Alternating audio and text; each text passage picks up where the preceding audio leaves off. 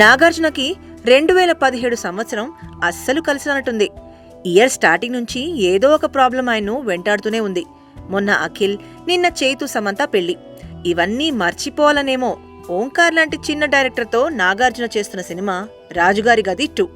నిజానికి ఇదివరకు ఓంకార్ తమ్ముడు అశ్విన్ చేసిన రాజుగారి గది సినిమాకు దీనికి ఏమీ సంబంధం లేకపోయినా ఈ సినిమా మలయాళ సినిమాకు రీమేక్ అయినా కూడా ఆ పేరు ఉన్న క్రేజ్ను దృష్టిలో ఉంచుకుని అదే పేరు ఫిక్స్ చేశారట.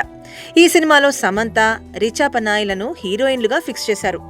ఆ తర్వాత మరో 3వ హీరోయిన్ని కూడా తీసుకుంటారని ఫస్ట్ నుంచి చెప్తూనే ఉన్నారు. లేటెస్ట్ న్యూస్ ఏంటంటే ఇక 3వ హీరోయిన్ పాత్ర మరీ అంత ప్రాధాన్యత ఉన్నది కాదని, అందువల్ల ప్రామినెంట్ హీరోయిన్ని ఎవరినీ బుక్ చేయట్లేదని, అందుకే ఈ పాత్రకు జస్ట్ ఓ చిన్న నటిని తీసుకుంటున్నారని చిత్ర యూనిట్ చెప్తున్నారు.